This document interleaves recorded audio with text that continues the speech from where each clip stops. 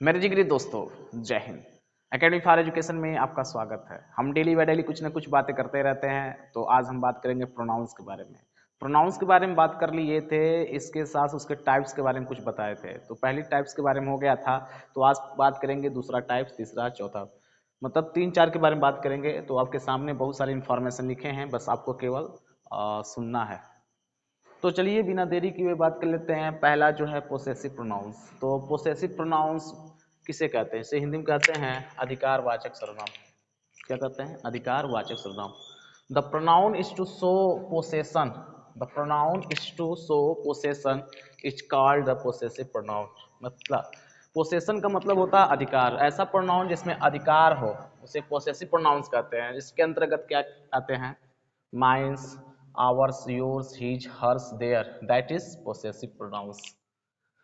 Example में देख लीजिए, the book is mine, the book is mine. तो यहाँ पर माइन क्या है? That is possessive pronoun. जिसमें कह रहा है यह किताब मेरा है, तो मेरा का मतलब क्या है? ये माइन पोसेसिव है। जैसे दिस साड़ी इज हर्स, उसकी साड़ी, वह यह साड़ी, मतलब यह साड़ी क्या है? उसकी है। तो हर्ष क्या है? इसकी। तो उसकी का मतलब क्या? उसके अधिकार क्षेत्र में है। तो हम बता चुके हैं पोसेसिव कहा जाता है इसे। दूसरा क्या है? Reflexive pronoun. रिफ्लेक्सिव प्रोनाउन का मतलब होता है निजवाचक सर्वनाम। क्या कहते हैं? निजवाचक। तो इसके अंतर्गत क्या आते हैं? Myself, ourself, yourself, himself और herself, itself, themself. इसमें काम करने का जो असर होता है खुद कर्ता में पड़ता है, इसलिए इसे रिफ्लेक्सिव प्रोनाउन कहा जाता है। इंग्लिश में कहते हैं reflexive pronouns when the action done by the subject turns back upon the subjects. इसका मतलब क्या कि रिफ्लेक्सिव प्रोनाउन के अंतर्गत जो सब्जेक्ट का जो खुद कर्ता पर ही क्या उसका पड़ता है? एक्शन पड़ता है, उसे क्या रिफ्लेक्सिव प्रोनाउन कहते हैं। जैसे example, I hurt myself है, मैं खुद को क्या किया? चोटिल किया। तो इसमें क्या है? चोटिल करना, मैं खुद को चोटिल किया, मतलब अपने आप पर पड़ रहा है, इसलिए इस क्या होगा? Reflexive pronouns. She ruined himself, वो अपने आप को ही बर्बाद कर लिया, मैं स्वयं को बर्बाद कर ली। तो इसका मतलब क्या? स्वयं को बर्बाद कर रही है, तो क्या हो जाएगा? यह आपका रिफ्लेक्सिव। तो देखिए आई के साथ क्या लगता है? माई सेल्फ लगता है, सी के साथ हर सेल्फ लगता है, वी के साथ और सेल्फ लगता है, समझे ना? इट का इट सेल्फ लग जाएगा, यू का योर सेल्फ लग जाएगा, ही का हिम सेल्फ, देम का देम सेल्फ लगता है। तो ये आपका क्या था? ये रिफ्लेक्सिव प्रोनाउन था।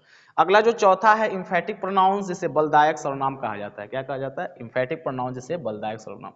देखिए माई सेल्फ, इसमें भी क्या आता है? माई सेल्फ आता है, और सेल्फ आता है, your self, her self, him self, it self और देम सेल्फ आते रहते हैं। लेकिन इसका प्रयोग किसी नाउन या प्रोनाउन पर जोर देने के लिए नहीं किया जाता। क्लियर?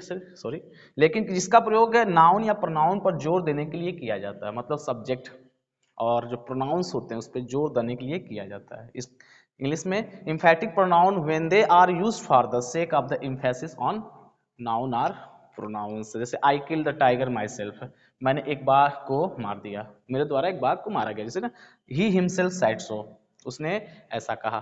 तो इसमें बस क्या किया जा रहा है? जोड़ दिया जा रहा है। थोड़ा नोट कर लीजिए कुछ सवाल है जो मतलब कुछ पॉइंट है। जैसे इसको हम सारा सेंटेंस कैसे पहचान, मतलब आपको अर्थ नहीं आ रहा तो कैसे पहचानेंगे?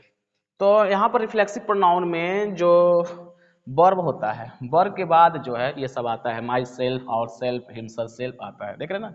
यहाँ देखिए, सी ruined हर सेल्फ, तो ruined क्या है? आपका वर्ब है, इसके बाद आया है माई सेल्फ। जबकि इम्फेटिक में क्या होता है? इम्फेटिक में किसी नाउन या प्रोनाउन के बाद ये शब्द आएंगे। देखिए यहाँ लिखे ना, I kill the tiger myself. देखिए टाइगर क्या? एक नाउन है, ये ऑब्जेक्ट है, इसके बाद माई सेल्फ। जैसे ही हिमसेल्फ सेड सो, तो ही के बाद क्या है? हिमसेल्फ आया है।